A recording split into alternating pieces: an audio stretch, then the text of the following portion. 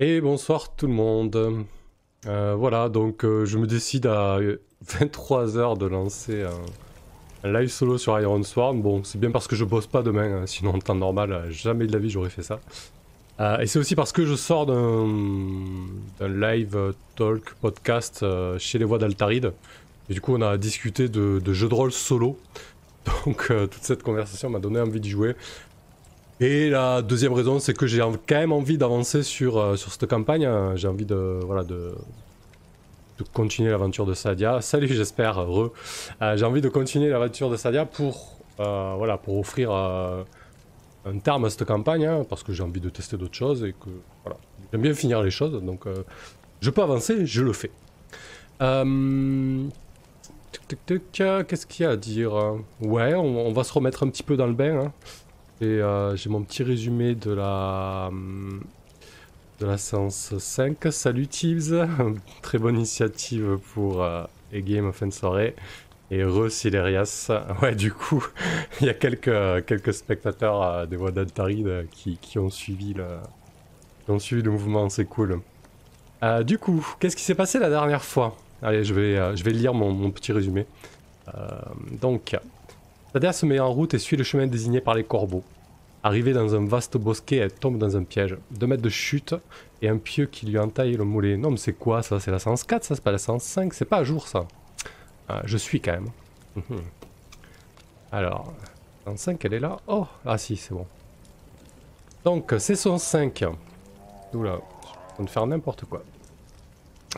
Session 5. Sadia est allée négocier avec le mystique débrisé parce que je rappelle que au début de la précédente session, Sadia était prisonnière au sein du bloc, cette espèce de grosse tour tenue par Kamar. Elle est passée à 2 doigts de la mort, elle s'est rétablie et pendant ce temps, les brisés qu'elle était censée aider pour prendre le bloc ont tenu un siège devant la tour. Et du coup, Sadia est sortie du bloc pour tenter de briser le siège par la négociation et la diplomatie. Salut, Mathieu. Du coup, Sadia est partie négocier avec les brisés. Ils ont refusé de lever le siège, mais elle a réussi à persuader Kamar, donc le capitaine qui tenait ce point stratégique, cette tour, de lever le camp et de se rendre à Pont-Blanc. Pont-Blanc où elle devait retrouver son fils. Mais aussi retrouver l'Estara, et c'était un petit peu son point de chute le plus sécure de la région, quoi. Arrivé à Pont-Blanc,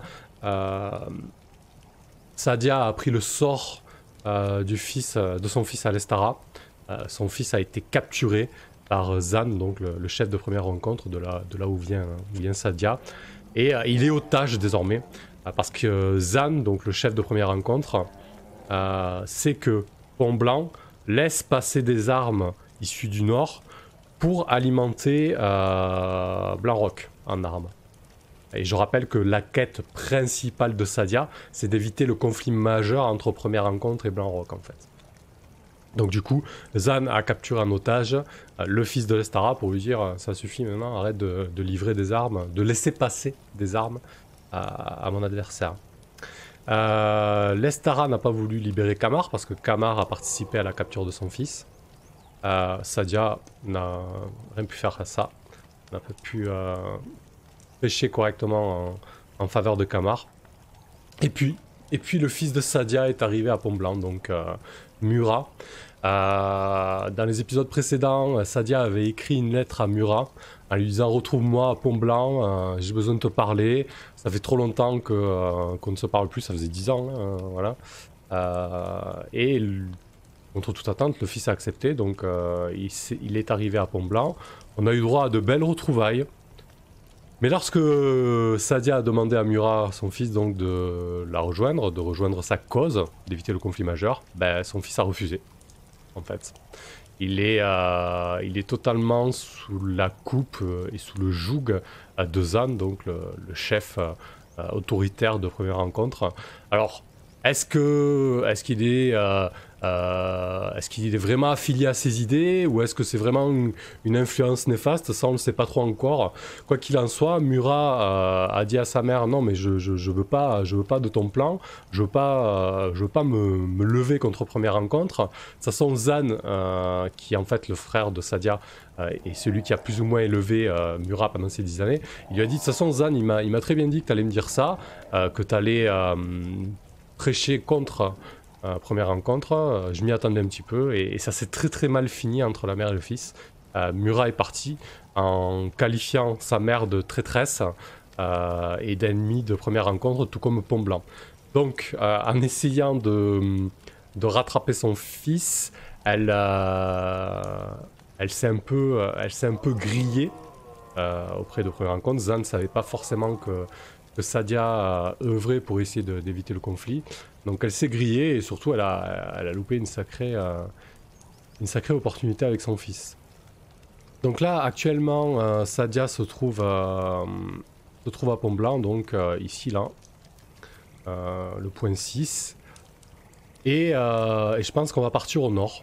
Je pense qu'on va partir au nord, au nord-est pour être plus exact, pour essayer de suivre un des vœux qu'elle a juré, qui est trouver la source de la corruption de la rivière Zézara. Alors, c'est pas le vœu principal, hein, parce qu'en fait, le vœu principal, c'est de couper l'approvisionnement des armes. Pourquoi? Parce que du coup, le grand conflit entre Première Rencontre et Blanc-Roc est aussi alimenté par le Nord qui envoie des armes. Si la Sadia coupe l'approvisionnement des armes, ça devrait en tout cas l'aider dans sa quête principale qui est d'éviter le conflit. Et du coup elle fera d'une pierre deux coups puisqu'elle avait, il y a très longtemps, promis aux elfes de trouver la source de la corruption de leur rivière tutélaire, donc la rivière Gézera, qui passe à travers la forêt là, qui est ici là. Et donc tout ça va se rejoindre un petit peu au nord-est, donc on va partir en route au nord-est. Elle avait aussi juré un autre vœu, parce que du coup ça s'était mal passé les négociations avec les brisés, et les brisés pour les laisser passer et quitter le bloc ils avaient demandé à Sadia quelque chose en plus, et donc elle leur a promis de mettre un terme à la malédiction du fer du clan des brisés. En fait elle a appris que les brisés qui sont venus sur ces terres il y a plusieurs siècles, des colons qui les ont devancés en fait, ont été maudits par des esprits qui étaient là bien avant eux. Et du coup, il y a des espèces de revenants qui hantent le clan. Et la source de cette malédiction, de cette corruption, se trouverait au nord-ouest. Alors, je suis pas sûr d'y aller tout de suite. J'ai plutôt envie d'aller au nord-est. Ça me semble beaucoup plus urgent et beaucoup pertinent. On verra ça plus tard. Donc, on va se focaliser sur le nord-est et la direction de la forge. Pour ça, on va essayer de voir quelle aide on peut obtenir au niveau de Pont-Blanc. Ce que ne sait pas Sadia, c'est que l'Estara complote plus ou moins avec Blanc-Roc contre Première Rencontre. Ça, pour l'instant, Sadia ne le sait pas. Est-ce que l'Estara va changer son fusil d'épaule suite au fait que maintenant elle sait que son fils est otage? Peut-être qu'elle n'aura pas envie de risquer la vie de son fils, on va bien le voir. En tout cas, je pense que Sadia, là, à Pont-Blanc, elle va essayer de recueillir l'aide de l'Estara et de quelques troupes.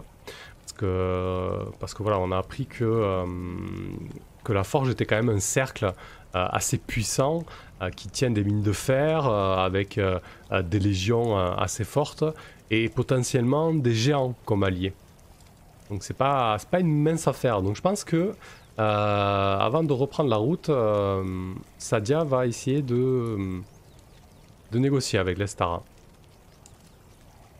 Donc après que Murat soit parti avec pertes et fracas, Sadia a pris quelques jours pour elle, pour se restaurer, pour tenter de s'apaiser et surtout pour encaisser le coup.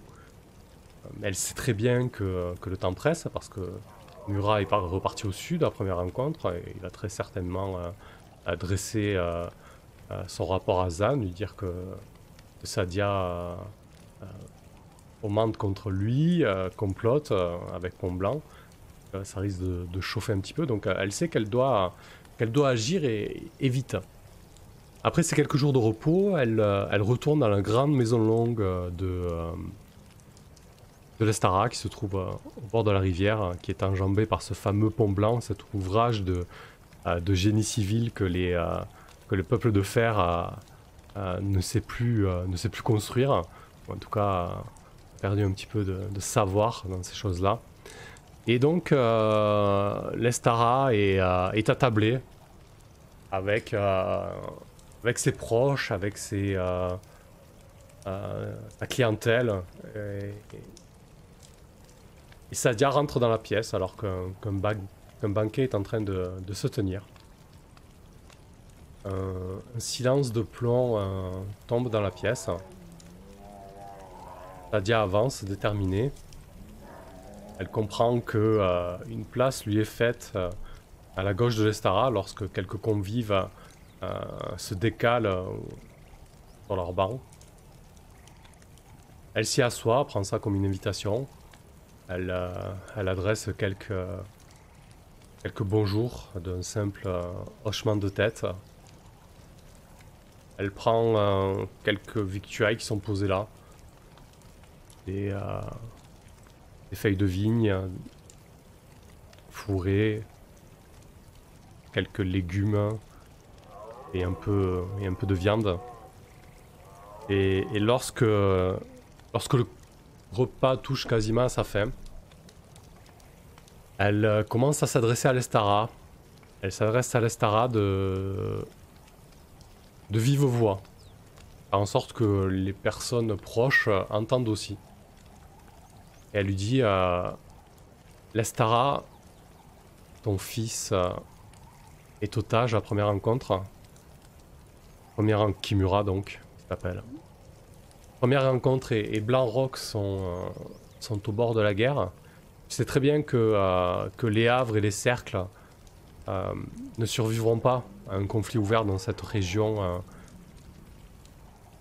sur notre terre. Il faut absolument qu'on évite le conflit. Alors je ne sais pas, je sais que tu as pour habitude de laisser passer les marchandises du moment que les divers cercles te paient le péage. Mais je pense que le fait de laisser passer les armes de la forge en direction du sud est une très mauvaise chose. Je ne veux pas savoir que tu as conclu avec la forge, mais ce que je sais, c'est que si tu continues à accepter cela, nous courons droit à notre perte. Blanc-Roc et première rencontre entrent en conflit ouvert, la région sera à feu et à sang. Je crois que j'ai cru comprendre que la forge te faisait peur, du moins était capable d'écraser Pont Blanc. C'est ce que tu m'as plus ou moins suggéré la dernière fois. L'Estara accueille les paroles de Sadia d'un air un peu pincé. Le fait qu'elle s'ouvre comme ça devant tout le monde gêne la chef du cercle. Elle se contente de hocher très rapidement la tête de temps en temps. Et lorsqu'elle dit, lorsque Sadia évoque la peur, là l'Estara se renfrogne et lui dit de quoi parles-tu? Nous n'avons pas peur. C'est juste que tu sais très bien que nous sommes un point de passage central et nous ne pouvons pas nous permettre d'être en froid avec tel ou tel cercle. Et là, Sadia lui dit écoute, si tu laisses faire ça, je te garantis que Pont Blanc ne résistera pas à cette guerre. Que ce soit la Forge, Blanc-Roc ou Première Rencontre, l'un de ces grands cercles n'hésitera pas à te fondre dessus lorsqu'ils sentiront qu'une opportunité s'offre à eux.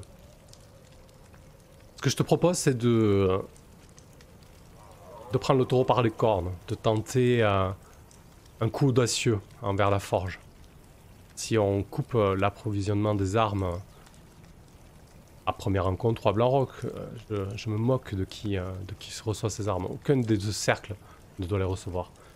Si on tente quelque chose d'audacieux contre la forge, je pense que cela peut faire la différence. Qu'en dis-tu?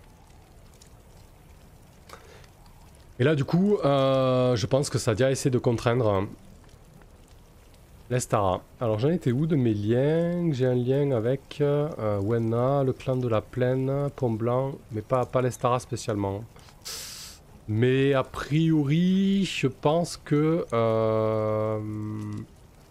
du coup, Sadia là, elle engage vraiment tout Pont Blanc. Parce qu'elle a fait exprès de parler à toute l'assemblée en fait. Elle a vraiment joué carte sur table. Et du coup, elle s'adresse pas qu'à l'Estara. Donc tout ça pour dire que j'aurai très certainement le +1 par rapport au lien. Parce que j'ai un lien avec Pont Blanc en fait. Alors, contraindre. Lorsque vous tentez de persuader quelqu'un de faire quelque chose, visualisez votre approche et faites un G. Je le menace pas. Je lui mens pas. Je le charme. Je tente de le convaincre. Je l'apaise, ouais. C'est presque des menaces que je fais. Hein. C'est pas moi qui le menace directement, donc ça marche pas, je pense.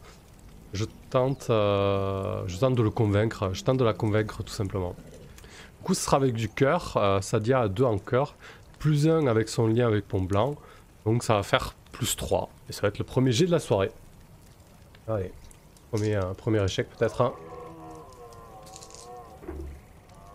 4 et 3, donc ça fait 7. Je bats le 6 et je bats le 3. Donc pour rappel, hein, j'ajoute ma statistique et mon bonus au D6 et je dois battre les 2 D6. Donc c'est un coup fort. Ça commence bien pour une fois. Alors, sur un coup fort, cette personne fera ce que vous souhaitez ou révélera ce qu'elle sait. Vous gagnez +1 d'élan. Si vous utilisez cet échange pour récolter des informations, déclenchez immédiatement cette action et ajoutez +1.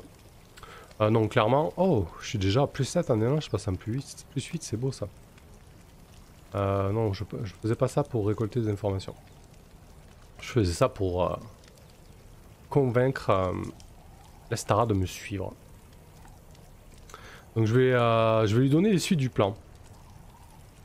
Je vais lui dire, écoute, l'Estara, désormais, on va prendre la route en direction de la forge. Toi et moi, on va se mettre à la tête de tes troupes. On va choisir les hommes et les femmes les plus rapides, les plus endurantes, mais aussi les plus discrètes, parce qu'il va falloir frapper fort et vite. L'idée que j'ai en tête, c'est de lancer un assaut rapide sur la forge. Lorsque Sadia dit ça, elle a un petit peu une moue de dégoût. Elle n'avait pas vraiment envie de se lancer dans une bataille, dans une guerre, parce que finalement, ce qu'elle évite, c'est la guerre. Hein. Mais là, elle sent qu'elle n'a pas le choix. Du coup, ça la dérange quand même. Et elle dit, nous n'avons plus le choix, l'Estara, il faut qu'on frappe. Si la forge inquiète Pont Blanc, il suffit de frapper un coup fort et de les déstabiliser. J'ai cru comprendre qu'ils avaient des géants comme alliés et aussi qu'ils exploitaient ces mines. Donc j'imagine qu'ils ont beaucoup à faire entre garder la main sur les géants, faire en sorte que les mines tournent. Peut-être que nous aurons quelque chose à jouer sur place. C'est pour ça qu'il ne faut pas s'encombrer avec des légions entières et surtout éviter d'arriver avec des gros sabots. On va partir avec une bande d'une 20aine de personnes et sur place nous déciderons où, quand et comment frapper. L'Estara acquiesce et donc la petite bande se met en route. Alors, je vais éviter de faire un voyage parce que du coup le voyage c'est vraiment quand tu voyages seul et que c'est dangereux. Alors entreprendre un voyage, quand vous voyagez en territoire hostile ou inconnu. Bon, c'est un petit peu les deux, mais je voyage pas seul en fait. Hein. Donc je pense que je vais... Quoique... Je sais pas. Ce serait peut-être intéressant quand même de faire un voyage sur ce coup-là. Peut-être pas un voyage hyper long. Du coup, il y a une certaine distance. J'hésite à faire une ellipse en fait pour un petit peu accélérer les choses. Je pense que le voyage retour sera... Bonsoir Lod. Je pense que le voyage retour sera peut-être plus intéressant ou plus pertinent. Allez, on va faire une ellipse. Quoique... Non, après tout je dois trouver non. L'Estara c'est où est la forge, donc ça a peu d'intérêt le voyage là. Donc je vais faire une ellipse. Donc le temps de préparer les troupes, le convoi, etc. Même si tout le monde part léger pour être discret. Merci pour le sub de moi, Lod, au top. Même si tout le monde part léger, ça prend un petit peu de temps, donc tout le monde se met en route 2 jours après. Et on traverse donc ce qu'on appelle dans cette région les collines, l'arrière-pays, pardon. L'arrière-pays qui est une vaste forêt, une forêt de résineux, mais qui de temps en temps est percée par de grandes collines, des contreforts en fait. C'est les contreforts de la chaîne montagneuse qui se trouve au nord. Et donc, Sadia a débloqué le voyage automatique. Ouais, c'est presque ça. Et du coup, la troupe se lance à travers ces immensités de forêts de résineux, percées de temps en temps par des plateaux et autres contreforts montagneux. Ah, t'as cliqué sur partager et complètement... D'accord, Lod. Bah écoute, c'est très bien. Chelou. Peut-être que t'as un abonnement Amazon Prime et du coup ça balance un sub automatique, je sais pas. Et donc, cet arrière-pays est relativement peu peuplé. Il y a quelques petits cercles, mais vraiment des petites communautés qui sont disséminées, soit sur le flanc d'un contrefort, ou alors dans des vallées, ou bien parfois en pleine forêt. Pour les plus intrépides d'entre eux, mais l'essentiel des colons des terres de fer se trouve quand même dans les havres et dans des régions beaucoup plus hospitalières que ça. C'est pour ça que le cercle de la forge est craint aussi, parce qu'en plus d'avoir la ressource primordiale qui est le fer, ils sont aussi des colons aguerris qui vivent dans un milieu vraiment hostile, quoi. Donc l'Estara guide la troupe en direction de la forge.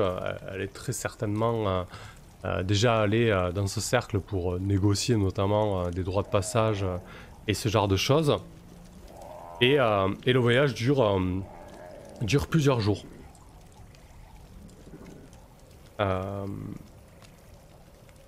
En milieu d'après-midi, après 5 jours de voyage, l'Estara fait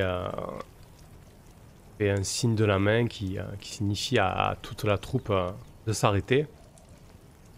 Sadia se rapproche d'elle. Tout le monde commence à être éreinté par le voyage. Et l'Estara la regarde droit dans les yeux et lui dit nous devrions monter le camp ici, prendre un petit peu de repos, une journée s'il le faut, voire 2. Nous sommes pressés, mais les corps ont besoin de repos. Surtout que passer en fait, elle montre un léger cours d'eau un ruisseau avec un gué pour passer. Passer ce ruisseau, nous rentrons sur ce que la forge considère comme son territoire. À partir de là, le risque de tomber sur certains membres de cette communauté est relativement important. Donc, je propose que nous faisons une halte ici et que nous prenions le temps de nous reposer et de nous restaurer. La vingtaine de personnes s'installent, le camp est monté. Il n'y a pas de bêtes de monte, il n'y a pas de monture, de bêtes de somme qui ont été prises. C'est vraiment un voyage rapide pour un coup rapide. Donc le camp est rapidement monté. On fait un feu rapidement dans une caverne, très certainement, qu'on a trouvé à proximité. Des tours de garde sont organisés. Il y a suffisamment de personnes pour que les plus jeunes se tapent le sale boulot entre guillemets et prennent les tours de garde. Et je vais en profiter quand même pour monter le camp. Parce que Sadia en a bien besoin. Lorsque vous vous reposez et récupérez pendant plusieurs heures dans la nature, faites un G plus provision. Est-ce qu'il lui reste en provision? Ah ça va, elle a 3. Donc un G plus 3. Ça va pas lui faire du mal. Hop. 2 et 3, 5. Je bats le 3 mais je bats pas le 5. C'est un coup faible. Alors, sur un coup faible, retenez une seule option. Alors soit je peux récupérer pour avoir plus de santé. Soit je peux festoyer mais je perds 1 de provision. Et je gagne 1 santé et pour tous mes compagnons. D'accord, je vois pas trop la différence en fait entre récupérer et festoyer. Ou même et chacun de vos compagnons, d'accord. C'est un peu bizarre ça. Se relaxer, gagner un d'esprit, se concentrer, gagner un d'élan. L'élan j'en ai suffisamment assez. Et je vais pas me préparer pour entreprendre un voyage puisque ça dit à débloquer le voyage automatique. Du coup je pense que je vais récupérer 1 de santé. Hop. Voilà, c'est-à-dire va passer à 3 de santé.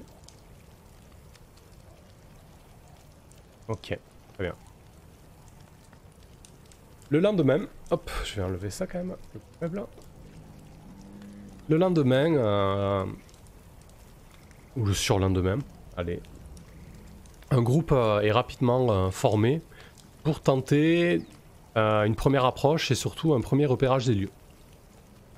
Sadia a expliqué à l'Estara que faut qu'elles aient une vision d'ensemble de la communauté de cercle, voir exactement ce qu'est la situation sur place et pour décider ensuite de comment frapper et où. Et donc un groupe se monte, l'Estara reste sur place pour diriger le camp et surtout pour éviter de mettre tous les œufs dans le même panier, hein, pour éviter que Sadia et l'Estara y passent et que l'opération soit un total échec.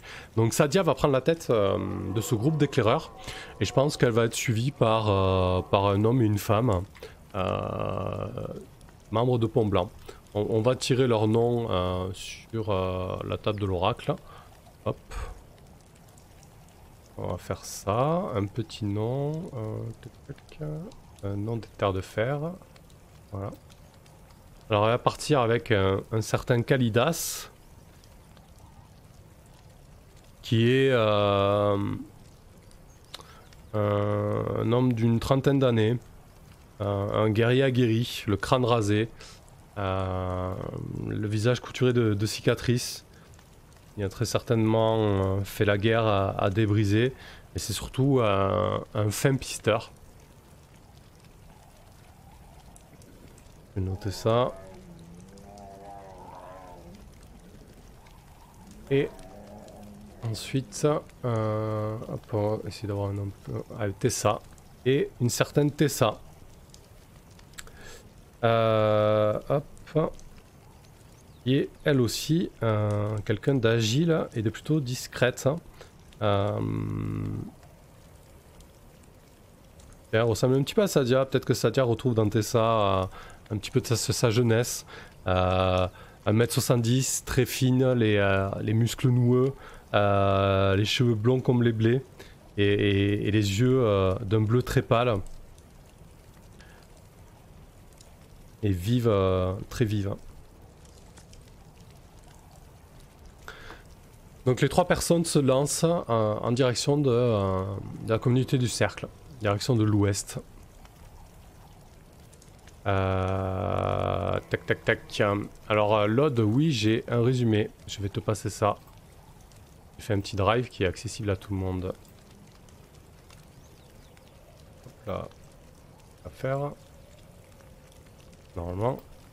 Avec ça. Ah non, c'est pas ça. Filer ça. Enfin, je vais vous filer ça.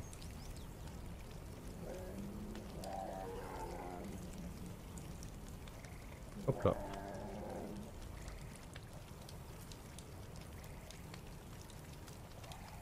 Voilà. Tiens, pas de problème. Du coup, les 3 éclaireurs se lancent. L'objectif de Sadia est vraiment de, voilà, de recueillir un max d'informations. Tout d'abord, elle va se lancer en tête avec Frigga, donc sa corneille qui volette autour d'elle. Ils vont avancer dans une espèce de formation en triangle, avec Sadia en tête, Kalidas à sa gauche et Tessa à sa droite. Et, ils vont couvrir comme ça une ligne imaginaire d'une 30aine de mètres, et ils vont avancer de front. L'objectif étant de s'approcher de la forge de manière discrète. Lestara lui a décrit le cercle de la forge. En fait, le cercle de la forge, c'est vraiment niché à l'entrée d'une vallée.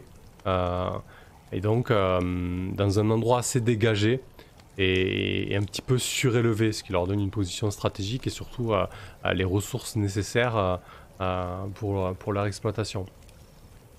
Donc Sadia va prendre la tête de ce groupe et tenter de s'approcher du cercle de la forge de manière discrète. Donc elle va avancer prudemment, elle va regarder de manière assez régulière les réactions de Frigga, pardon, sa corneille qui avance un petit peu devant elle, et elle va le scruter à travers ces grands conifères élancés, ce qui se présente devant elle, et espérer rapidement tomber sur le cercle de la forge. Donc je pense que pour ça elle va faire face au danger, mais je me demandais si elle se préparait pas avant. Si, très certainement. Je pense que j'ai suffisamment décrit sa prudence pour dire qu'elle se préparait, qu'elle s'emparait davantage. Alors, lorsque vous évaluez une situation, c'est ce que j'ai fait. Visualisez votre action et faites un jet. Donc je pense que dans un premier temps, elle va jouer sur l'astuce, comme je l'ai dit, en essayant d'avancer, de tout observer, hein, ce qu'il y a autour d'elle, de regarder les réactions de Frigga qu'elle connaît bien, etc. Et ensuite, elle va plutôt utiliser la ruse. Donc j'agis sur mon expertise et mon inspiration. Donc je vais faire un jet sur astuce pour essayer de m'emparer d'un avantage.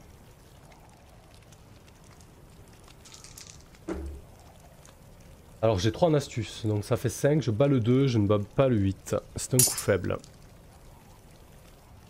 Alors sur un coup faible, votre avantage est de courte durée, vous gagnez plus 1 d'élan. Ah bah écoutez, prends un petit 9 en élan, très bien. Et donc elle avance prudemment et elle tente de s'approcher de la communauté du premier cercle. Pardon, de la forge, n'importe quoi. Alors lorsque vous tentez quelque chose de risqué, là concrètement c'est de s'approcher d'un cercle potentiellement ennemi sans se présenter avec des intentions hostiles, je pense que c'est suffisamment risqué. Visualisez votre action.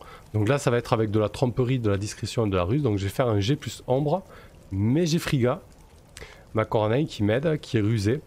Lorsque vous faites face au danger ou que vous emparez d'un avantage avec ombre, en utilisant votre corneille, d'ailleurs j'aurais très bien pu la prendre sur... voilà, m'emparer d'un avantage tout à l'heure. Gagner plus 1. Et je gagne plus 1 d'élan si c'est un succès en plus. Pas mal. Hop là. Donc faire face au danger, je vais lancer sur Ombre. Sadia n'a que 1, mais comme elle a Friga, elle a plus 2. Allez, c'est reparti. Okay.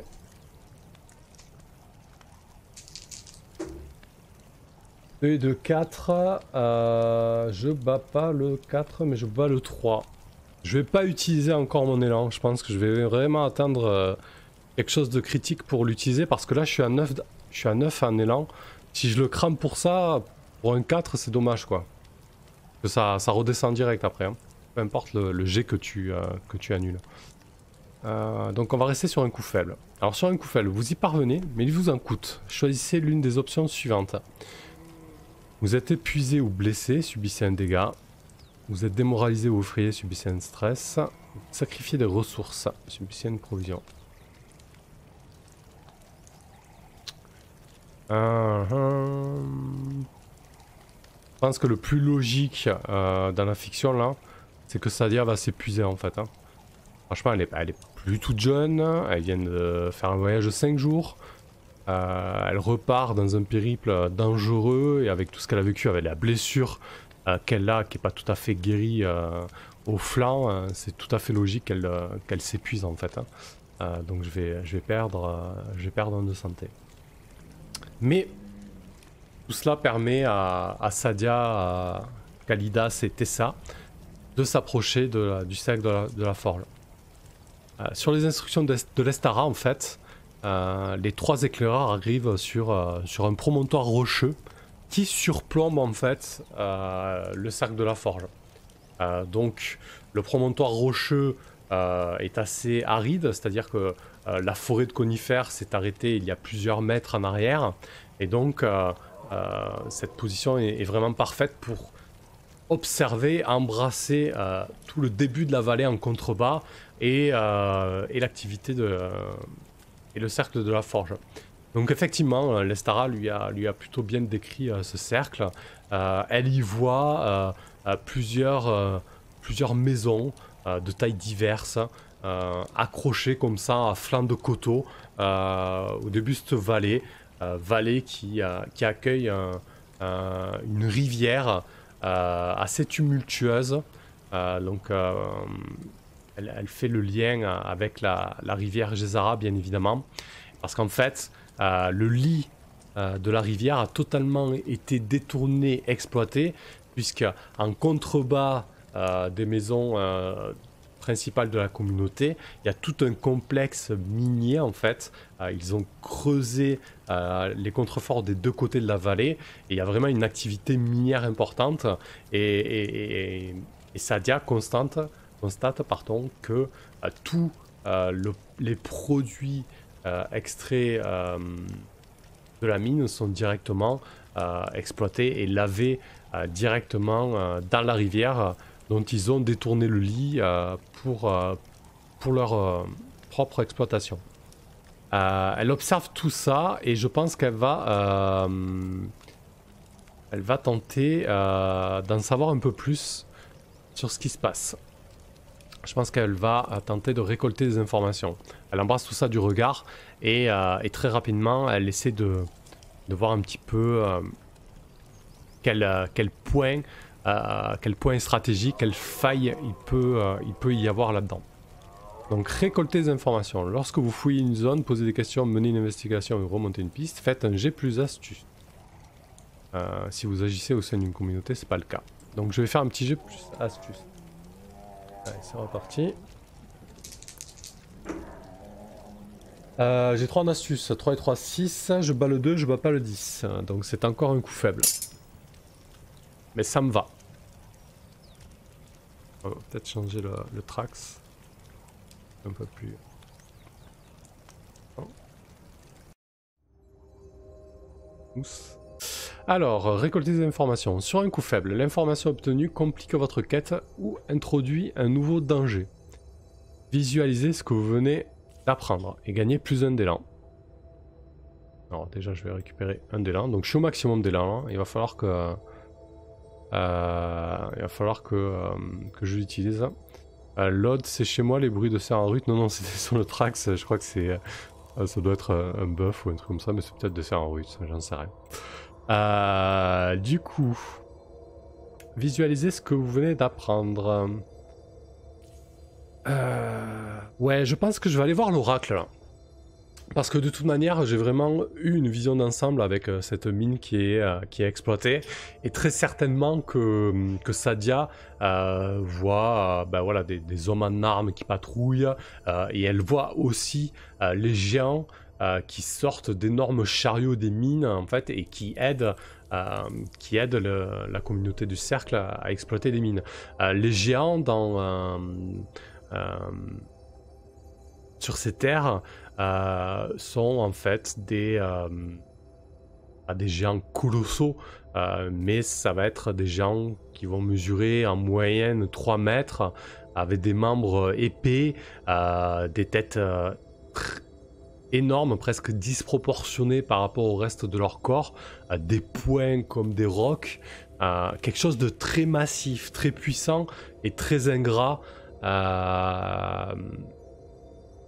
Les cercles en général les évitent comme la peste, hein, parce que du coup il vaut mieux éviter d'être sur le territoire d'un géant ou d'avoir une brouille avec un géant. En général, quand on vient pas les chercher, ils sont plutôt pacifistes. Par contre, si on commence à leur chercher des noises ou à entrer sur leur territoire sans leur demander leur avis, là ça peut très mal tourner. Donc Sadia se demande qu'est-ce que le cercle de la forge a pu faire, ou qu'est-ce qu'ils ont pu négocier pour que ces géants les aident au final. Hein. Bon, on va voir un petit peu la complication là.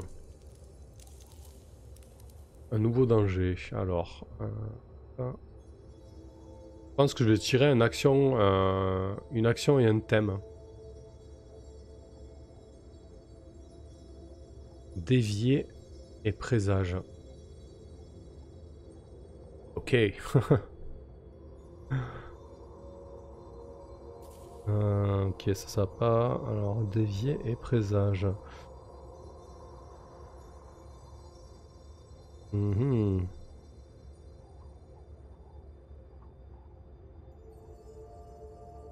Ok.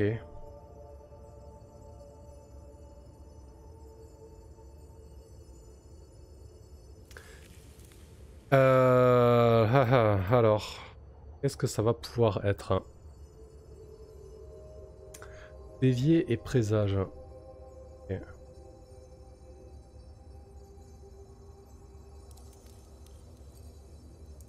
Ouais. Je pense que ça va être ça. Sadia pense tout de suite aux elfes, hein, auxquels elle a promis de trouver la source de la corruption de la rivière Gézara, et surtout voilà, de mettre un terme à cette corruption.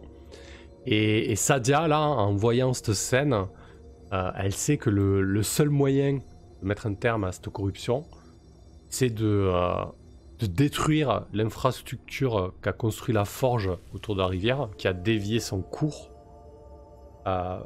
pour mettre fin à l'exploitation et à la corruption de la rivière. Donc la complication, ça va être ça. Elle aurait très bien pu se contenter de frapper vite et fort sur la forge, mais là, ça veut dire qu'elle va devoir saboter carrément l'installation principale du cercle. Si elle veut réellement mettre fin à cette corruption et aider les elfes, c'est ce qu'elle va devoir faire. Donc ça va très certainement compliquer sa tâche. Et c'est peut-être pas le deal qui était convenu avec Lestara. Est-ce qu'elle lui dira? Peut-être pas. En tout cas, elle va peut-être essayer de lui vendre. Et le présage, ben, je pense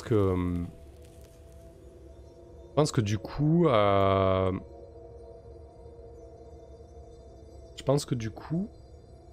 Sadia voit dans les cieux une nuée de corbeaux s'agiter, en fait.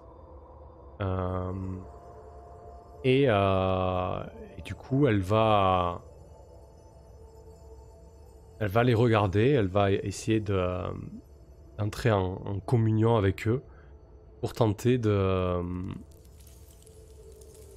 une idée sur la marche à suivre, pour essayer d'invoquer ces augures dont elle se sert souvent. Donc lorsque vous invoquez un vol de corbeau pour lui poser une unique question, faites un G plus astuce. Allez, on va tenter ça. On s'en servir.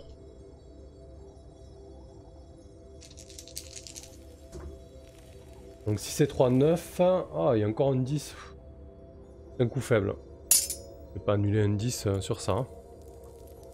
Sur un coup faible, les corbeaux ignorent votre question et vous offrent un indice lié à un problème indépendant. Ou une opportunité dans la zone alentour. D'accord. Ok.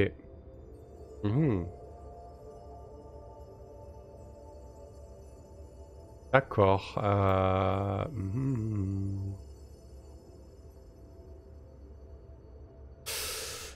Ah, une opportunité. Ça pourrait être intéressant ça. Je pense que la nuée de corbeaux s'agite et se met à croisser encore plus et à tourner en cercle de manière presque frénétique. Et d'un seul coup, comme un seul homme, tous les corbeaux se mettent à partir vers l'ouest. Sadia regarde ça. Kalidas et Tessa sont un peu interdits devant ça. Peut-être qu'ils n'ont pas vraiment l'habitude de côtoyer une presque mystique. Et Sadia elle s'était agenouillée. Sadia se relève. Et elle regarde Kalidas et Tessa. Eux-mêmes ont compris que s'attaquer frontalement à la forge va être très très compliqué. Ils ne sont qu'une vingtaine. Eux ont des géants et sont très certainement beaucoup plus. Et Sadia leur dit suivez-moi, on va partir vers l'ouest, hein, là où sont partis les corbeaux. Cela va peut-être nous prendre quelques heures, mais il pourrait être utile de voir ce qu'ils ont voulu me montrer. Kalidas s'avance d'un pas. Pense vraiment que c'est raisonnable de prendre quelques heures en plus pour suivre une nuée de volatiles. Sadia a un petit rire. Ce ne sont pas de simples volatiles. Les corbeaux accompagnent beaucoup d'entre nous dans leur vie et dans leurs décisions. Même s'ils ne sont pas toujours d'une aide parfaitement limpide et claire, ils m'ont parfois sauvé la mise. Kalidas, je te demande pas de faire confiance à ces corbeaux, je te demande de faire confiance à moi. De me faire confiance plutôt. Et ça avance à son tour. Écoutez, je pense qu'il est plus raisonnable de rentrer. On a encore 2-3 heures de marche pour rentrer au camp, faire notre rapport à l'Estara et décider de la marche à suivre. Sadia renchérit et dit non, je pense qu'il faut suivre ces corbeaux. Et pour l'instant, si nous rentrons et que nous faisions notre rapport à l'Estara, nous allons lui dire quoi? Nous allons lui dire qu'ils sont 3 fois plus nombreux que nous, qu'ils ont des géants, qu'ils ont visiblement des patrouilles qui surveillent les alentours, et que si nous attaquons, c'est en sous-nombre.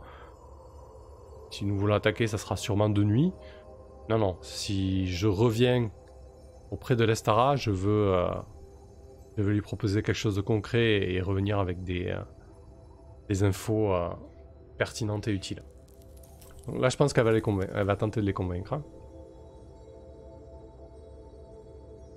Lorsque vous tentez de persuader quelqu'un de faire quelque chose, visualisez votre approche.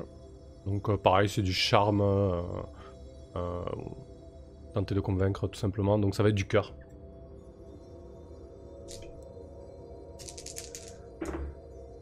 « 3 et 2, 6. Alors là, c'est un échec complet.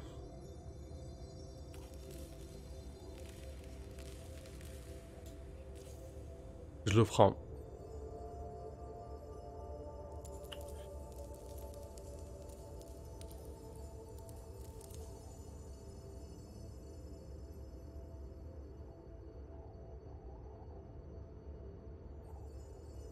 Ouais, je pense que je vais cramer mon élan.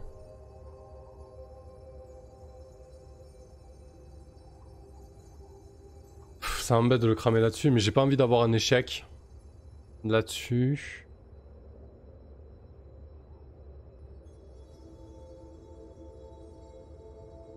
Non, tiens. Non, je vais accepter l'échec. Ils vont pas venir et... Ils vont pas venir et Sadia va y aller seule, à ses risques et périls. Donc, convaincre. Sur un échec, la personne refuse. Donc, ou elle vous fait une demande qui vous sera très coûteuse, vous devez en payer le prix. Donc, la personne refuse et je vais en payer le prix. Donc, ils ne veulent pas. Alors, payez le prix. Lorsque vous subissez le résultat d'une action, retenez l'une des options suivantes. Faites survenir le résultat négatif le plus évident. Visualisez 2 résultats négatifs. Évaluez-le comme probable. Faites un jet dans le tableau suivant. Donc, je vais faire un jet dans le tableau suivant. C'est acquis que Kalidas et Tessa ne me suivent pas, mais il peut y avoir des complications. Donc, on va tirer un dé 100. Le dé orange, ça sera les dizaines. Voilà. 79. Alors, 79. Un développement surprenant complique votre quête. C'est troublant ou cela vous demande d'agir contre vos instincts. Vous subissez une pénalité d'esprit. Ah d'ailleurs, tout à l'heure, j'ai pas jeté le dégât pour la blessure. Enfin, le move pour la blessure. Alors par contre, qu'est-ce qu'ils veulent dire quand ils te disent vous subissez une pénalité d'esprit? C'est que je perds un d'esprit, je pense. À mon avis.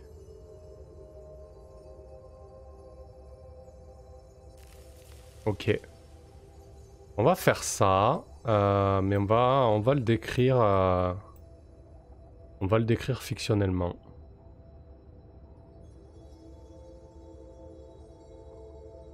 Allez, on se lance. Je pense que du coup, voilà, Kalidas et Tessa refusent et Sadia se lance toute seule. Seule en direction de l'ouest, là où les corbeaux sont partis. Elle marche un petit moment avant d'atteindre une clairière. Il se trouve un peu en hauteur par rapport à la forge, puisqu'on est encore sur ce plateau qui surplombe le cercle. Mais voilà, la forêt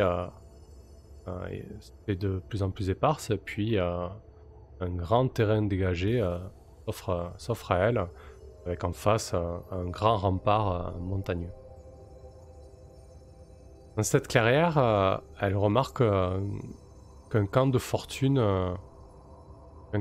a été monté. Quelques hommes s'y trouvent. Quelques personnes s'y trouvent. Mais il y a quelque chose qui la frappe en fait. Elle remarque très rapidement que ce camp a des prisonniers.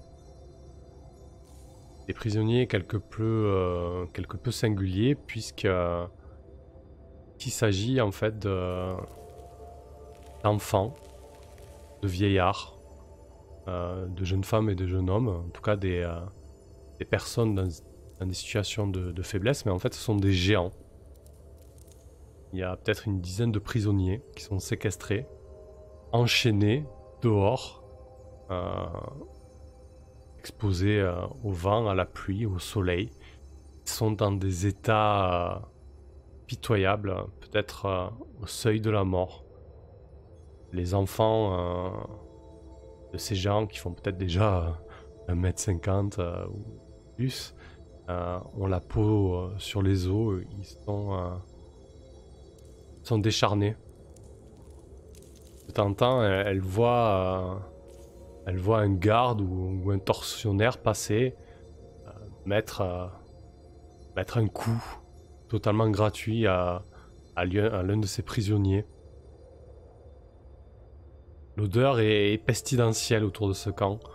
Il règne une odeur de mort et une ambiance de cruauté.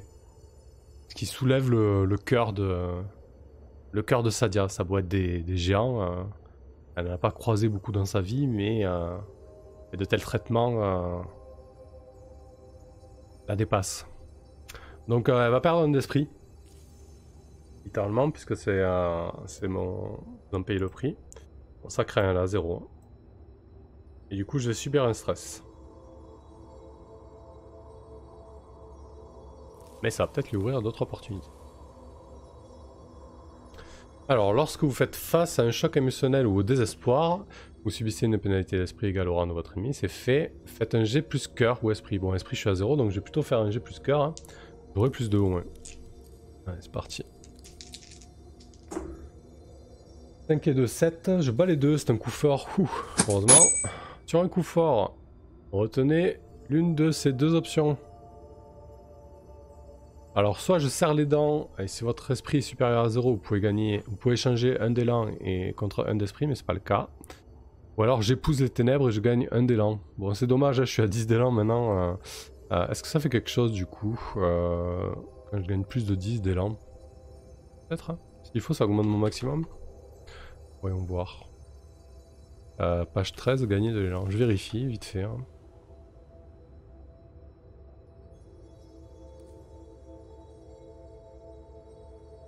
Au lieu de l'élan.